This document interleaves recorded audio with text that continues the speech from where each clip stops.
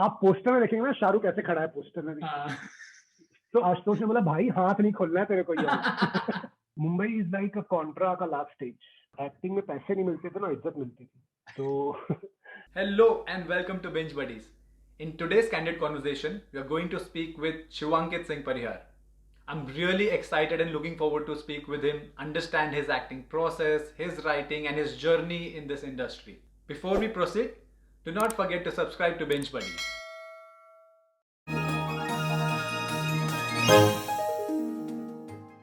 Hi Shivankit, welcome to Binge hello Buddies.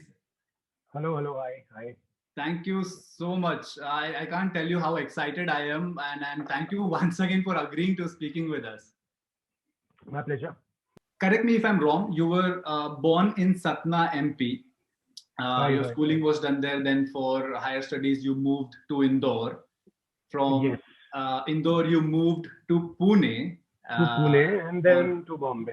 for then Mumbai. to Bombay, right? So in Pune, you were making an attempt to get into FTII, and also you did your right. mass comm there. So या what I would like to begin with understanding is, as a child, during your childhood, did cinema or books, literature have an impact on you? always. That is the reason I am here today because it was very organic. I never forced myself to like literature or cinema. It was very organic. Mhm. And the first film I think which I saw in theaters, मतलब पहली film जो मैं theatre में देखने गया था वो खलनायक।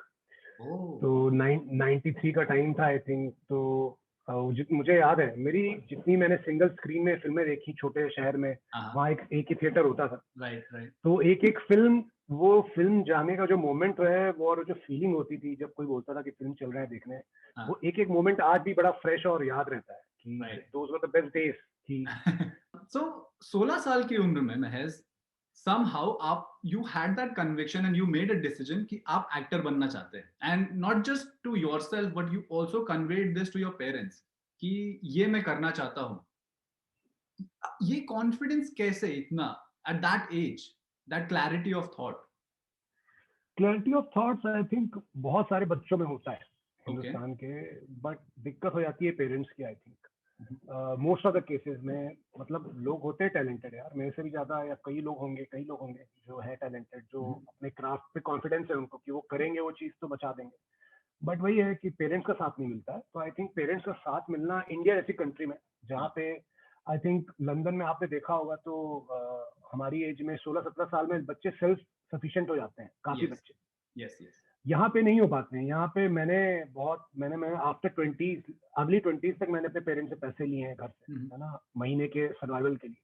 हाँ, क्योंकि क्योंकि यहाँ पे कोई लड़का आई डोंट थिंक कि कोई मिडिल क्लास का लड़का जाके पेट्रोल पंप या स्टोर में काम करता होगा right, अपने पैसे कमाने के लिए। right.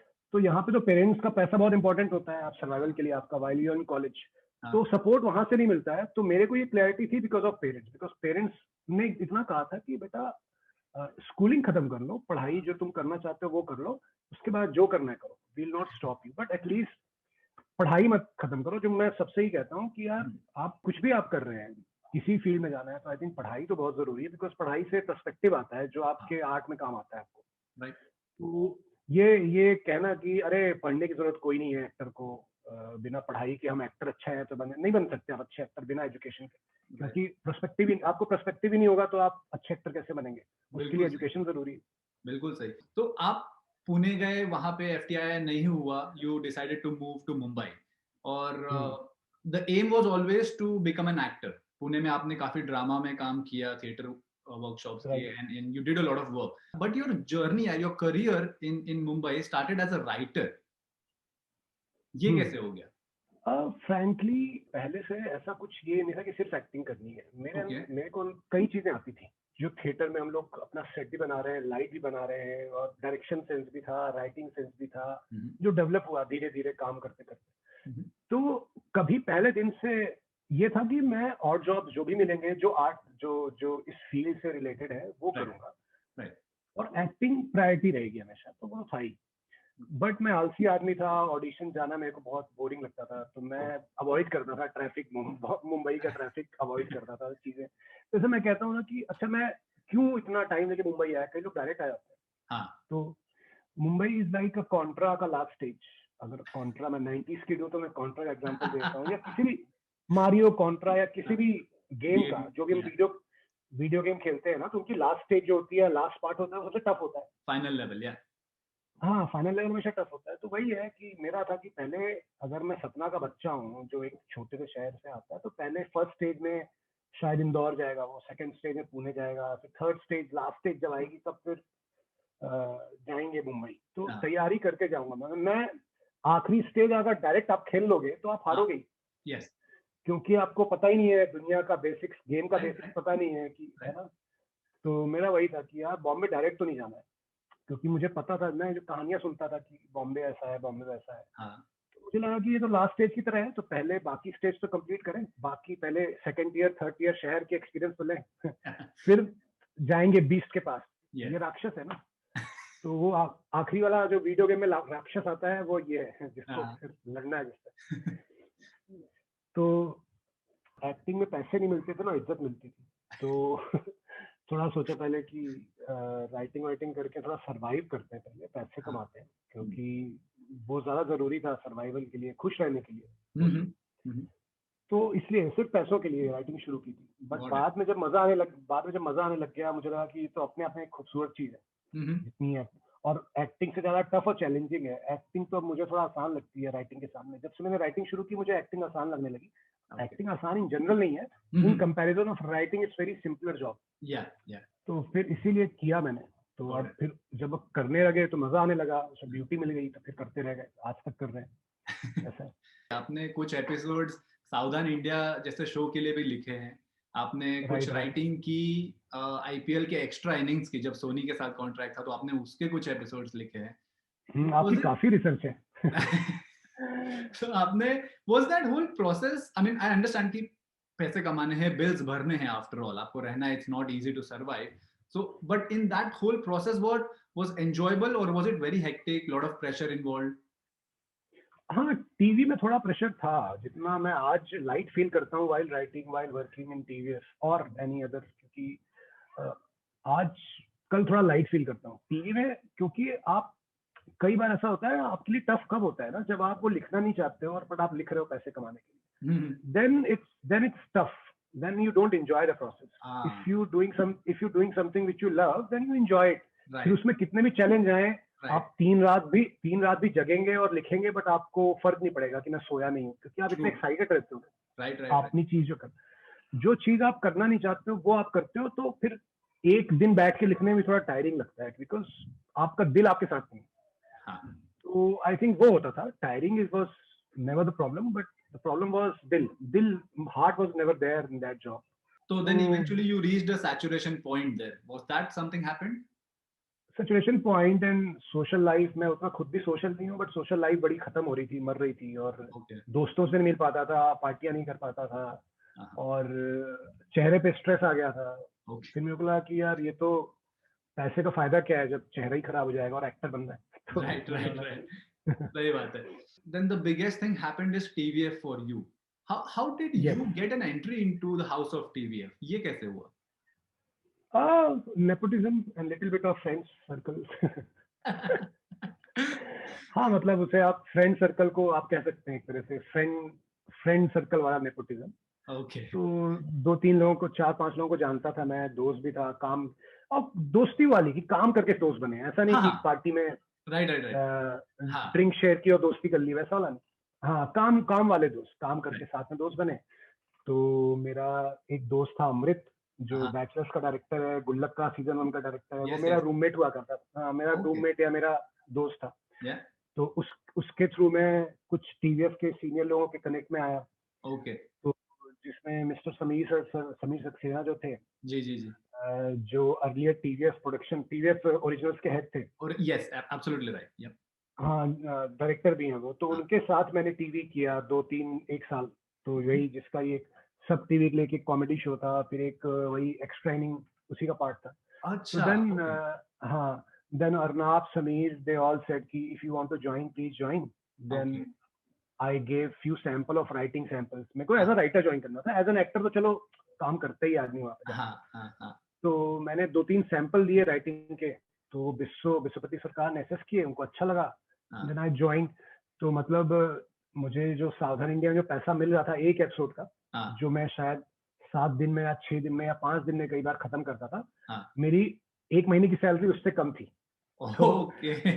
उस टाइम जब first time I join in 2015 I think 16 pictures हाँ। के बाद। हाँ। तो फिर उसके बाद तो सबको पता ही है क्या क्या हुआ टीवीएस में बिल्कुल आने के बाद, तो वो दिख बिल्कुल ही रहा है। बिल्कुल। Was that a formal interview या बस आपने वो सैंपल्स दिए और उस बेसिस पे हो गया? फॉर्मल इंटरव्यू की इतनी जरूरत नहीं पड़ी, क्योंकि वो लोग मेरे को जानते थे। मैंने उसके पहले 5-6 स्केचेस में एक्टिंग कर रखी थी उन लोगों के साथ। ओके। तो as a person they knew me, they know, मतलब उनको पता था कि मैं कौन हूँ, कैसा हूँ, हाँ। बात कर रखी थी।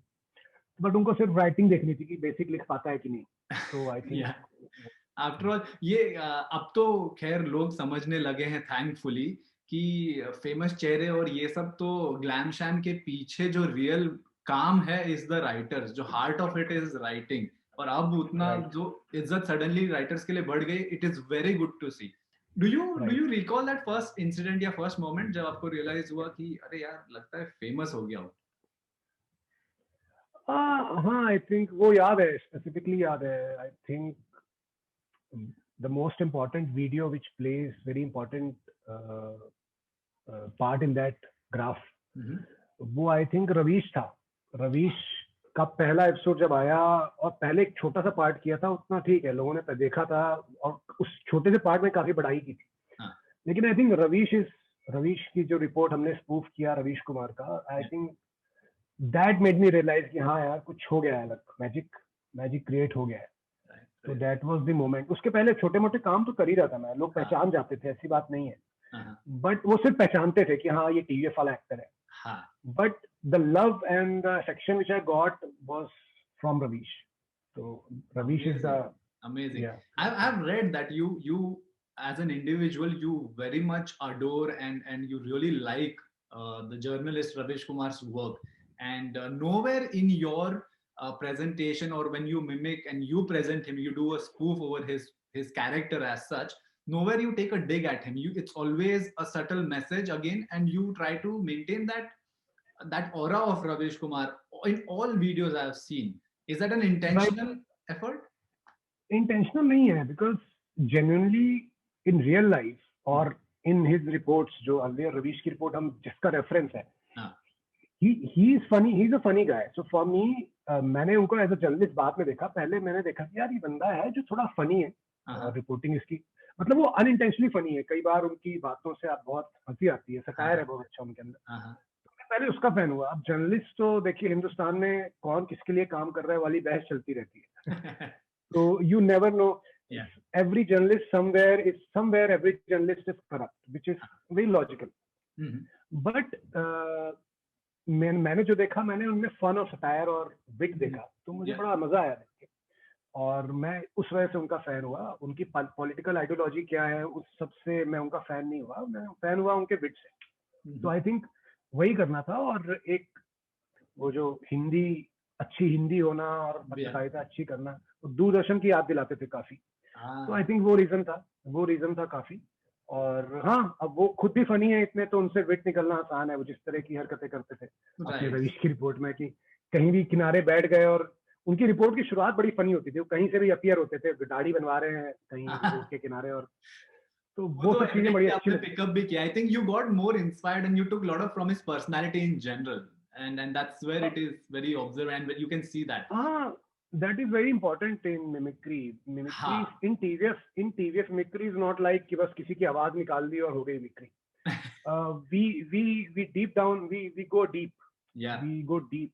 हम लोग एक एक चीज, उनके जो डीपेस्ट पॉइंट से जाके उनके जो ट्रेड्स होते हैं, और वो किस तरह से सोशली पॉलिटिकली मतलब कल्चरली कैसे इफेक्ट करेगा, हम लोग वो पॉइंट ढूंढने की कोशिश करते हैं। राइट। और हमेशा एक बैलेंस रहता है। तो we want to say something with that mimicry. क्योंकि आप सिर्फ अगर आवाज निकाल के या एक्टिंग करके किसी की मिमिक्री करके चले जाते हैं, देन फिर टीवीएफ के कंटेंट में और जो ऑर्केस्ट्राज होते हैं उनमें कोई फर्क नहीं है। बिल्कुल सही। मेरा नेक्स्ट क्वेश्चन एक्चुअली उसी पे था कि you are very good at certain mimicking, like for example Raja Ravish Kumar, Amit ji का आपने बहुत जगह किया है। बैचलर्स में आपने कटप्पा किया था, even though it was not a mimicry but you were in that character, there is always a very much sincerity in that. So does that take a lot of keen observation and lot of practice, or is it comes naturally to you? No. It takes nothing. It's just the writing. Okay. Because अगर आप अच्छी mimicry कर लेते हो backed by good writing. अब हम यहाँ पे ये नहीं करते ना कि हम आए और हमने बोला रिश्ते में तो हम तुम्हारे बाप लगते हैं, ये बोल के निकल गए. हाँ. या हम सावधान इंडिया के स्पूफ में अनूप सोनिया, सुशांत सिंह की मिमिक्री नहीं कर रहे हैं. Yeah. We have voice that how TV fooled us for years, for example. Yeah. तो that is मतलब वो राइटिंग है, क्योंकि आप उस कंटेंट को देख रहे हो बैक्ड बाय मिमिक्री. हमारा प्रायोरिटी हमारा कंटेंट होता है, मिमिक्री हमारी सेकेंडरी होती है. हमारे नरेशन में जब लोग सुनाते हैं कुछ और हम लोग फीडबैक देते हैं, तो हमें समझ में आता है कि ये आदमी अपनी स्क्रिप्ट जो है वो स्क्रिप्ट के दम पे लेके आया है जो उसने लिखा है, या ये मिमिक्री के दम पे लेके बोला है कि ये स्क्रिप्ट बनवाते हैं. तो हम लोग बहुत इजीली आइडेंटिफाई हम करते हैं कि भाई तेरी स्क्रिप्ट जो है ना उसमें कंटेंट नहीं है, उसमें सिर्फ मिमिक्री हो रही है. वो हम लोग तुरंत आइडेंटिफाई करके वो रेक्टिफाई करते हैं, उसको प्रॉब्लम सॉल्व करते हैं उस चीज को, अगर होता है ऐसा किसी स्क्रिप्ट में. तो आई थिंक स्क्रिप्ट है, आप किसी भी मिमिक्री आर्टिस्ट को अच्छी स्क्रिप्ट दे देंगे, जैसे हम लिखते हैं, जो हमारे राइटर्स मेहनत करते हैं, तो अपने आप उसकी मिमिक्री भी चेरी ऑन द केक हो जाएगी, वैसा वाला चीज. बिल्कुल सही. तो मिमिक्री इज सेम. मिमिक्री शायद हमसे भी अच्छी कई लोग करते होंगे जो हम लोग करते हैं, बट हमारी स्क्रिप्ट हमारी वॉइस होती है. हम लोग अननेसेसरली सिर्फ एक वीडियो के लिए नहीं करते हैं, उसमें सटायर होता है, उसमें सोशल पॉलिटिकल कल्चरल सटायर होता है, या करंट अफेयर्स होते हैं, टेंट पोल कुछ हुआ है इंडिया में मान लीजिए, तो उस पे बेस्ड होता है. या गॉट इट. और फिर राइटिंग हो गई, फिर आपने एक्टिंग की, उससे फेम मिला, and then something you did and it is loved so much across the globe is voice overs. आपने काफी प्रोजेक्ट्स में नरेशन करना शुरू किया, और मेरे पर्सनल फेवरेट है Gullak, of course it has to be on the top. And Audible के लिए आपने सीरीज में नरेशन किया, permanent roommates, he said she said. ठीक है, राइट. तो अभी जैसे मैं गुल्लक की बात कर रहा हूँ, तो गुल्लक में 4 कैरेक्टर्स हैं, बट जो आपका वॉइस ओवर है, आप उस गुल्लक को रिप्रेजेंट कर रहे हैं. Your voice over is not just a background narration. हमने narration as a first time नहीं सुन रहे, हमने मूवीज में देखा है, इससे पहले भी सुना है, बट आपके नरेशन की खासियत ये है कि it becomes a character of the series, it becomes very much a integral part of it. ये वॉइस ओवर की जर्नी कहाँ से शुरू हुई? वॉइस ओवर की जर्नी भी आई थिंक क्योंकि थिएटर किया था, तो आवाज पे काफी काम हो गया था, क्योंकि मुझे लगता था कि मुझे सबसे बड़ा अस्त्र अगर एक्टर का लगता था कभी, जब उस जमाने में जब मैं एक्टिंग सीख रहा था, वो आवाज थी. मुझे लगा था कि, और ये मेरे लिए हैक भी था, कई बार चीट भी था. क्यों थिएटर में हम क्या करते थे, हमारा इतना बड़ा कोई थिएटर ग्रुप था नहीं. तो मान लीजिए हमने एक ऐसा नाटक उठाया करने के लिए जिसमें 20 कैरेक्टर है. अब जब 20 कैरेक्टर है और एक्टर है 9, तो अब क्या होता था कि कई बार एक एक्टर 3 रोल करता था. क्योंकि अब एंट्री अलग गई, भाग के गया, उसने चेंज किया, बूढ़ा बन के आया, उसने एक सीन में बूढ़ा किया, फिर चला गया, क्योंकि एक्टर है नहीं अब. तो उससे क्या ट्रेनिंग क्या हो गई ना, कि अलग अलग आवाज में बात करने की ट्रेनिंग हो गई, कि अब मैं नॉर्मल एक कैरेक्टर कर रहा हूँ, दिख ही रहा है स्टेज पे, जब मैं दूसरा कैरेक्टर बन के आ रहा हूँ बूढ़ा बन के, तो आवाज में मॉड्यूलेशन चाहिए होगा, बिकॉज कोई पॉइंट ही नहीं, फिर आप दिख जाएंगे कि ये तो अरे सेम आदमी. तो बड़ा अच्छा लगता था. कई बार ऐसा आके बोलते थे, अरे सर आपने 3 कैरेक्टर किए, 4 कैरेक्टर किए नाटक में, पता ही नहीं चला. मैं बोला भाई यही तो बहुत बड़ा कॉम्प्लीमेंट दे दिया तूने भाई, यही चाहता था मैं. तो आई थिंक वो ट्रेनिंग लग गई थी हमें, बिकॉज हमारा थिएटर कुछ छोटा था, एक्टर कम होते थे, तो कई लोग कई बार मल्टीपल रोल करते थे. तो मेरा तो ऐसा था कि मैं लीड तो नहीं कर पाएगा मल्टीपल, क्योंकि वो ऑल द टाइम वो स्टेज पे. तो मैं जानबूझ के ऐसे कैरेक्टर लेता था जो 4 बार आने का, जिनका स्कोप हो अलग अलग बन के. तो मैं वैसा लालची था कि मुझे एक लीड से अच्छा 4 छोटे रोल मिलते हैं, तो वो ज्यादा अच्छा है, ताकि मैं 4 बार स्टेज में अलग अलग लुक करके अलग अलग आवाज में बात करूं. वो मेरा फैसिनेशन था. तो आई थिंक उससे आदत पड़ी. तो उससे कई चीजें थिएटर कर करके, तो काफी की अलग अलग कैरेक्टर्स करना, अलग अलग आवाज, हर कैरेक्टर के मॉड्यूलेट करके आवाज करना, तो उससे आई थिंक आवाज से प्यार हो गया. और तो आवाज, और बचपन से स्कूल में भी काफी कविता पढ़ने और वो निबंध पढ़ने, खड़े होके, हिंदी, इंग्लिश में तो डर लगता था पढ़ने में. तो हिंदी की किताबों से कहानियां पढ़ने का बड़ा शौक था, खड़े होके क्लास में. तो वो सारी चीजें थी जिसकी वजह से एक ये रातों रात नहीं हुआ आवाज वाला, ये काफी प्रोसेस हुआ। और एक वन ऑफ द रीजन ये था कि इजी मनी है, बिकॉज आप वॉइस ओवर करके थोड़े बहुत पैसे कमा लेते हो मुंबई में इजीली अच्छे से। Yes yes. तो एक वो भी रीजन था। बट देखो, आवाज भी ना बहुत सब्जेक्टिव होती है, कई लोगों को पसंद आती है, कई लोगों ने बोला कि तेरी गुल्लक में आवाज नहीं अच्छी लगी। ओके। तो पता नहीं, वो कुछ ढूंढ रहे होते हैं, उनका अपना इमेजिनेशन होता होगा, जो हाँ, इमेजिनेशन में मैं बैठता नहीं हूँ। तो इतना बड़ा देश है, इतने क्रिएटर्स हैं मुंबई में ही खुद, तो 20 लोगों को नहीं अच्छी लगेगी आपकी आवाज, वो तो पॉसिबल भी है। तो कई कुछ कुछ और देख रहे होते हैं आवाज में, उनको शायद हाँ, हस्कीनेस नहीं चाहिए उनको, और मेरी आवाज थोड़ी हस्की और नेगेटिव है, हाँ। ये है फैक्ट। हम्म, तो नेगेटिव मतलब वो थोड़ा ज्यादा, मतलब बास है आई उसमें। Don't sound like a sweet guy when you आंख बंद करके आप सुनोगे तो। राइट। मैंने सुना है, मैंने पढ़ा है, या मेरे रिसर्च में ऐसा आया है कि आपके पास है 2 पेट जानवर, 2 बिल्लियां, और आपने उन एक का हाँ, नाम रखा है सीता और एक का नाम रखा है चार्जर। अब एक तो इधर सीता। बैठी है, मैं दिखाता हूँ, एक सेकंड। हाँ हाँ। ये सीता है, थोड़ी नक्चड़ी है बट। So cute. तो सीता हाँ, और गीता सुना है, राम और श्याम सुना है, क्या नहीं सुना? ये सीता और चार्जर, ये कैसे नाम कैसे आपने डिसाइड किया? अच्छा ये, हाँ इसकी भी एक कहानी है। सब हम लोग, अब मैं राइटर हूँ तो हर चीज के पीछे एक कहानी ढूंढता हूँ। राइट। तो एक्चुअली आप कुछ कई डॉक्यूमेंट्रीज भी हैं, अगर डिस्कवरी के मिल जाएंगी आपको, और हाँ यूट्यूब पे। तो इट्स अबाउट एक बांधवगढ़ जो जगह है हाँ एमपी में, जहाँ से मैं आसपास से बिलोंग करता हूँ, सतना के हाँ। आसपास एक फॉरेस्ट रिजर्व है, टाइगर रिजर्व है। हम्म, तो वहां पे एक वक्त था 2005 या 4 के आसपास, जब टाइगर खत्म हो गए थे बुरी तरह से, 90s में, 90s ओके। के एंड तक टाइगर खत्म हो रखे थे। हम्म, और बड़ी पूरे देश की प्रॉब्लम थी ये सरकार की, क्या टाइगर खत्म हो रहे हैं, पोर्च हो गई है, वो काफी चीजें हो गई। हम्म, तो वहां पे दो बड़े अग्रेसिव कपल थे, टाइगर ये सॉरी टाइगर कपल थे। हम्म। तो एक का नाम था सीता और एक चार्जर।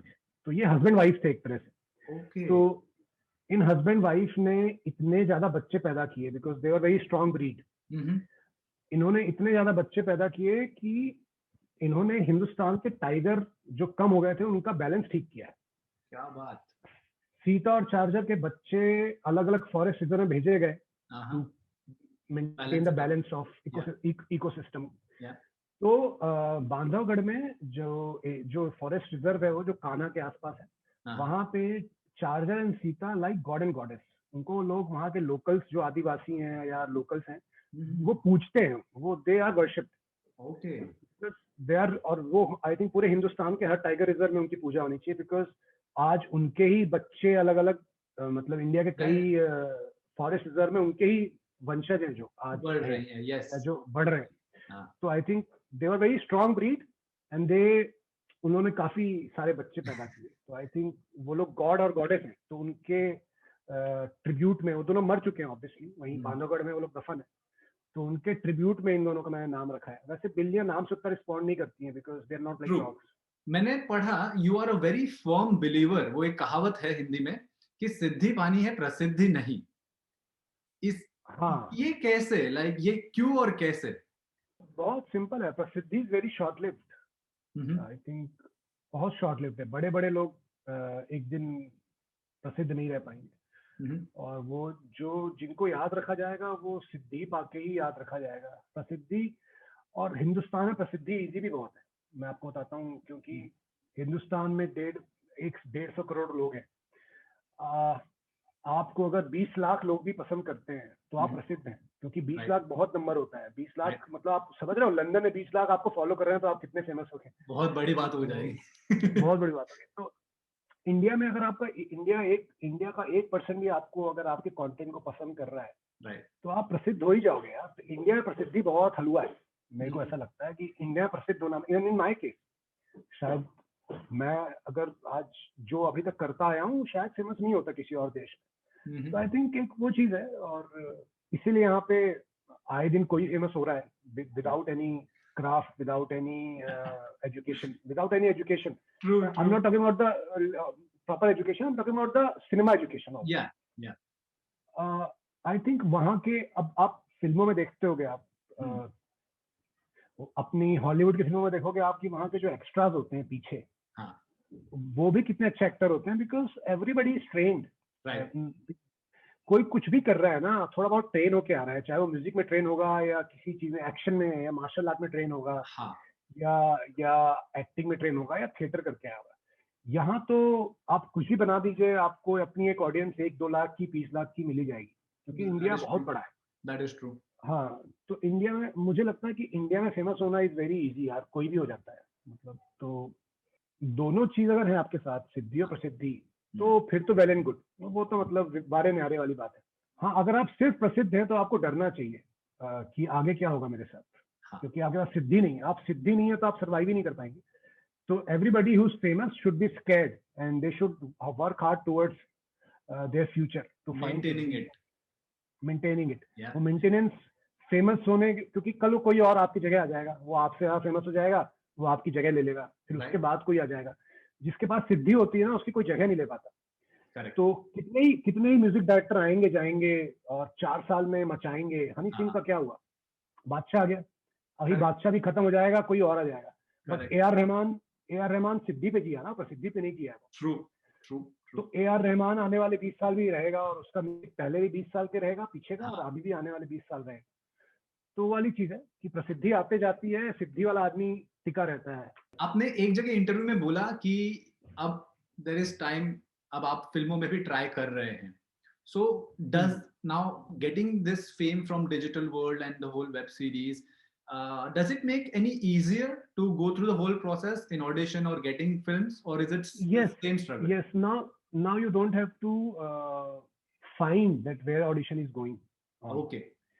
अभी पहले ऐसा होता था ना कि कहाँ कोई कोई कुछ जानता नहीं है, आप हम्म ऑडिशन में दे रहे हैं। अभी फायदा ये हो गया कि ऑडिशन तभी देना पड़ता है। हम्म हर जो एक्टर नेपोटिज्म से नहीं आता है, जो खुद से, उनको आज भी ऑडिशन देना ही पड़ता है। लुक टेस्ट और उनका टेस्ट होता ही है ना। हम्म तो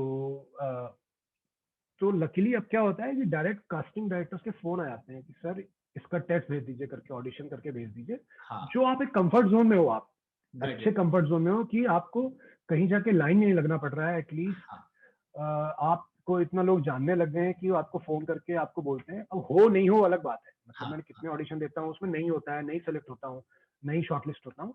बट एटलीस्ट इस स्टेज पे पहुंच गया हूँ कि अब थोड़ा वो काम आसान हो गया है, which I use personally love, because I hate to go out. मैं अपना घर छोड़ के बाहर ट्रैफिक में फंसना पसंद नहीं करता हूँ बिल्कुल। हाँ, सिर्फ तो मेरे लिए वो बहुत मतलब वरदान है कि मैं अब घर बैठे बैठे फोन आता है कि ऑडिशन दे दो, मैं दे देता हूँ। हो नहीं हो अलग बात है, बट एटलीस्ट मुझे घर से निकलना नहीं पड़ रहा है, लाइन नहीं लगना पड़ रहा है, मैं लाइन में नहीं लग रहा। that itself is a blessing, क्या बात है। वी नो कि बहुत सारे एस्पायरिंग एक्टर्स हैं, राइटर्स हैं, एक वन पीस ऑफ एडवाइस आप देना चाहेंगे आने वाले, या जो जो राइटर बनना चाहते हैं, जो एक्टर बनना चाहते हैं, या जो वॉइस ओवर आर्टिस्ट बनना चाहते हैं, वन फॉर ईच। ऑनेस्टी है और criticism. I think what TVF culture taught me is to take criticism very open hearted. मैं ऐसा दिल खोल के, हम लोग अपनी बुराइयां सुनते हैं, एक दूसरे मजाक उड़ाते हैं अपने बुरे काम पे। वो होता है ना, गंदा काम होता है, आप पार्टीज में जाते हो, 4 लोग बोलते हैं अरे I love that show, I love that हाँ फलाना फलाना, आई हाँ लव दैट फिल्म। हाँ मैं इसलिए जाता ही नहीं, क्योंकि बहुत फेकनेस है। और हाँ आपके बुरे, मुझे अंदर से पता होता है मेरा बुरा काम है। कई लोगों को पता ही नहीं होता है कि उनका काम बुरा है।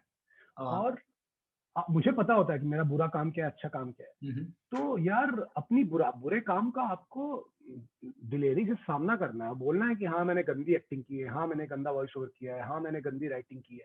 यहाँ पे आधे लोग डिल्यूजन में रहते हैं और उनको पता ही नहीं होता है कि उन्होंने गंदा काम किया है। तो आई थिंक ऑनेस्टी जो खुद से आनी चाहिए, कि आपको खुद तो पता हो। 4 लोग कह रहे हैं, आपको कह रहे होंगे अपने फायदे की वजह से, बट आप खुद को, आपको पता होना चाहिए कि भाई मैंने गलत लिखा है, ये अच्छी राइटिंग नहीं है, ये अच्छी एक्टिंग नहीं है, या ये अच्छा जो भी काम आपने किया है अच्छा नहीं है। तो एक वो ऑनेस्टी बहुत जरूरी है आप अपने आप से। और कोई आपकी अगर यहाँ बुराइयां करना बड़ा डर लगता है किसी को खुलेआम, क्योंकि हम लोग अब टीएस में थे तो हम लोग एक दूसरे की बुराई करते हैं वहां पे काफी। अब अब मैं बाहर निकला हूं ना, तो मेरे को बड़ा कॉन्शियस रहना पड़ता है कि यार मैं रैंडमली वहां, तो क्या एक्टर आया, भाई कैसा लगा स्केच, मतलब भाई बहुत गंदा, तुमने बहुत बर्बाद काम किया है, बहुत गंदी राइटिंग। वहां ओपनली हम बोल देते हैं ना। यहाँ पे बाहर जब आए ना, तो हमें रियलाइज हो कि यार people might get offended, because मैं ऐसे बोलूंगा कि यार नहीं मजा आया यहाँ पे काम में। मतलब मैं जिनके साथ काम कर रहा हूँ उनके प्रीवियस बुरे काम को मैं बुरा नहीं बोल पाता हूँ, मैं भी अब उसी लॉट में जा रहा हूँ। जैसे समझ कि में, पार्टी में मिले, अरे अरे आई लव योर वर्क यार, I love your work, it was very good. तो क्योंकि आप इसलिए, क्योंकि बुरा लगता है कि यार मैं उससे आज मिल रहा हूँ, वो कल मेरा दोस्त भी नहीं है, मैं उसको क्यों ज्ञान दूं कि भाई तेरा काम खराब राइट, है। हाँ, तो मैं मोस्टली काम के बारे में बात ही नहीं करता हूँ यार, कि let's skip that bad work you did उसके बारे में बात नहीं करूँ। तो आई थिंक ऑनेस्टी अगर होगी, मैं तो बड़ा चिल हूँ सर, मैं तो, आप मेरे को कितने भी मेरे बुरे काम के लिए गाली बक लो, मैं ज्यादा ऑफेंड नहीं होता, मैं लाइटली लेता हूँ उस चीज को। धोनी धोनी भक्त हूँ ना sir, I don't mind, I am like, क्या बात है तो, मैं ना, मैं अपनी सक्सेस ज्यादा सेलिब्रेट करता हूँ ना ज्यादा सैड होता हूँ। तो आई थिंक धोनी का एक मैंने सुना था काफी कुछ प्यारी कहानी हाँ, किसी जर्नलिस्ट के थ्रू, कि कॉमनवेल्थ 2008 या 9 की बात है, जब कॉमनवेल्थ सीरीज हम जीते ऑस्ट्रेलिया में पहली बार, वनडे सीरीज जो थी हाँ, हम जीते थे। तो महेंद्र सिंह धोनी कैप्टन थे, तो उन्होंने कहा कि जब जीतने वाले थे तो उन्होंने टीमों कहा कि कोई भी सेलिब्रेट ऐसे नहीं करेगा कि हम यहाँ बहुत सालों बाद या बहुत शिद्दतों से जीते हैं, हाँ, बी नॉर्मल, एज इफ ये आगे भी होगा और हाँ, हम हमारे लिए नॉर्मल है, हमने बहुत ऐसा कुछ नहीं, हमने बहुत ज्यादा, तीर नहीं तो मार लिया, अपनी, हाँ ऐसा तीर नहीं मान लिया। तो हमेशा अपनी जीत को ना अंडर प्ले करो, जो धोनी से मैं आज तक पिछले 15 साल से सीखा हूँ कि कैसे अंडर प्ले करना है अपनी जीत को और अपनी बिल्कुल, सक्सेस को। बिल्कुल, वो बहुत चीजें सॉर्ट कर देती है, वो आपको एक्स्ट्रा बैगेज अगले काम के लिए कि यार मैंने राइट, वो काम किया था, इस बार राइट, तो और मचाना है, एक वो बैगेज हट जाता है। People who criticise Dhoni they don't understand life. Cricket हाँ, इज डिफरेंट, कि धोनी धोनी फॉर्म में नहीं है, धोनी ने रन नहीं बनाए, धोनी ने स्लो खेला, वर्ल्ड कप हरवा दिया, ये बस 1% है यार। 99% is how you live your life. Yeah, you have to learn from M S Dhoni, how absolutely, to be, how to be sane while you are getting success and you are getting failures. और एक और अच्छी बात है जो post retirement समझ में आई, कि ही इज वेरी डिटैच्ड। हाँ, मतलब आई थिंक, मैं सबको नहीं कह रहा हूँ, मैं पर्सनली डिटैच होना पसंद करता हूँ काम से, कि एक बार हाँ, काम हो गया तो उस पे, क्योंकि आपकी और लाइफ है। Correct, acting acting acting, cinema cinema cinema, that is not my life. Acting cinema मेरी लाइफ है जब मैं काम कर रहा हूँ, पैसे कमा रहा हूँ। हाँ, उसके बाद मेरी और भी 100 चीजें हैं जो मेरे को लाइफ में करनी है। तो धोनी आप देखें, Dhoni I don't think is coming back to commentary और एक्सपर्ट पैनल नहीं, में बैठ के बातें करें। नहीं, नहीं, वो नहीं, अपनी किसानी, वो अपनी किसानी कर रहा है आगे, फार्मिंग में बहुत कर रहा खुश है वो, हाँ, बिल्कुल, है, वो बिल्कुल, खुश है, वो इतने पैसे, वो उसको उसको ऐसा नहीं है, उसको पड़ी नहीं, ऐसा नहीं होता कि अगर पैसे होते हैं इसलिए आप कमेंट्री करने आते हैं। लोगों के पास बहुत पैसा है, लोग फिर भी कमेंट्री करने आते हैं क्योंकि वो क्रिकेट से अटैच इतने हो जाते यस, यस, बहुत बढ़िया, perfect. Let's play a quick game. It's I'll ask you some quick questions and whatever comes to your mind. हैं। Name your 3 favorite books. One is Hindi की वयम रक्षा में, जो Mhm, आचार्य चतुर्सेन ने लिखी है। Second is I think Kafka की किताब है, काफका ऑन द शोर, मुराकमी मुराकमी की Kafka on the shore. mhm, the end the third one which I, मतलब इन जनरल mhm, मैं ऑथर्स का बता देता हूँ कि I am big fan of Parsai and Premchand, Harishankar Parsai and Premchand. mhm. Plus this specific book I say, one is thousand splendid sun by Khaled Hosseini, जो kite runner भी जिनकी किताब है, उसमें किताब है उनकी थाउजेंड स्प्लेंडेड सन। तो ये टॉप 3 दिमाग में अभी जो आ रही है बोल रहा जी, जी, बिल्कुल, बिल्कुल। आपके हूँ। 3 favourite movie across languages. International cinema जहाँ पे यूरोप आता है, Cinema Paradiso, Lagaan and Schindler और शॉशन। परफेक्ट।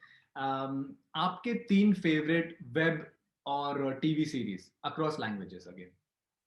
फेवरेट वेब तो आई थिंक मेरे लिए Breaking Bad will always be on top.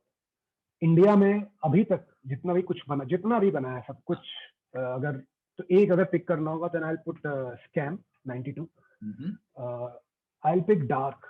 दो मुझे वो कहीं कहीं समझ में नहीं आया है, उसके बैक एंड फोर्थ चीजें, थोड़ा अभी कंफ्यूज हूँ मैं, बट माहौल wise, concept wise and everything which from DG to direction to crisscrossing paths of different eras, everything. 3 favorite actors for you personally. Ompuri, Daniel Day-Lewis, Mhm. and Malin Streep. 3. Nice. What are the 3 most important aspects of a film or a series according to you? Human story, the human quotient of it, I think. Okay. You can show spaceships, you can show a dystopian world, you can show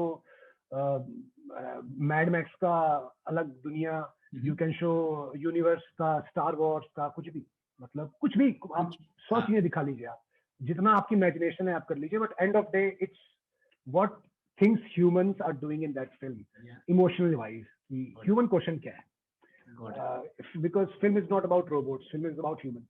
Okay. Technically अगर जाए तो I am fond of background scores. मैं मतलब trip करता हूँ literally background scores पे. और plus मैं थोड़ा वैसा वाला फैन हूँ कि हर 20 मिनट बाद कुछ होना चाहिए, ट्विस्ट वैसा वाला. Perfect. 3 things you can't live without.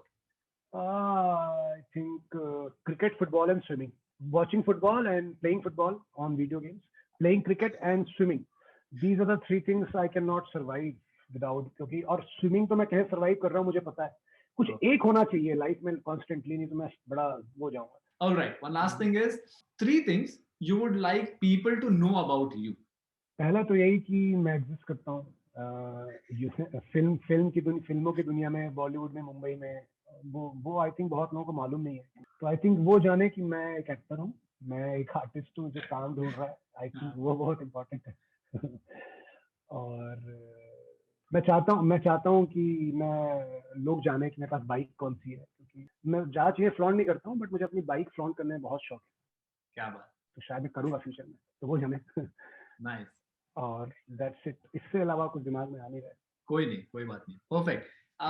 कोई ऐसा प्रोजेक्ट जिस पे आप काम कर रहे हो, कोई फिल्म शूट हो गई है, कोई सीरीज, कुछ बता सकते हैं आप जो आने वाला? हाँ, मैं अभी एक टीएफ की एक वेब सीरीज कर रहा हूँ, जो जल्दी, ज़्यादा डिटेल नहीं दे पाऊंगा, जल्दी आएगी आई थिंक अप्रैल तक.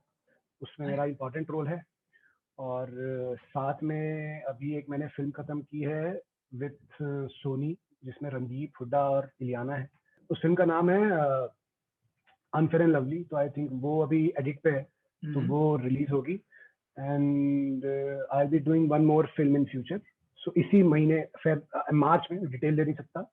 तो 2 फिल्में तो हो ही गई, और साथ में एक टीवीएफ का शो होगा. तो I think these 3 are the main thing which I am doing अभी. Wow. So 2021 could be the year we can see finally Shivankit Singh Parihar on the big screen. एक फिल्म तो sir 2020 की है, वो तो corona की वजह से रुक गई थी. वो लास्ट अप्रैल में शूट हो रही थी, मार्च में शूट हो रही थी, आधी हो गई थी. तो अभी उसका अक्टूबर नवंबर में जाके शूट खत्म हुआ because of corona. I think in a way अच्छा है ना, बैक टू बैक लोग आपको देख पाएंगे बड़े पर्दे पे, ज्यादा रिलेटेबल, एंड जैसे आप चाहते हैं लोग जाने, आप एग्जिस्ट करते हैं, वो शायद ज्यादा वो हो जाए. शायद किस्मत है कि बड़े पर्दे पे हो जाए. Thank you so much for taking out the time. बहुत मजा आया आपसे बात करके, and we wish you very best for all the upcoming projects. आपको भी आगे के सारे इंटरव्यूज के लिए जो काम कर रहे हैं वो करते रहिए ऐसी. Thank you. आपके काम में ये गाना नहीं बजता कभी, ये जो देश है तेरा स्वदेश है तेरा, ऐसा कुछ? Just to joke around. कई लोग, मैं पूछता हूँ स्वदेश देखी, तो बोलता हाँ देखी, तो उनको वो बड़ा अच्छा लगता है. अरे इंडिया का क्या दिखाया उसमें, एनआरआई जो मतलब बाहर रहते हैं. Oh like that.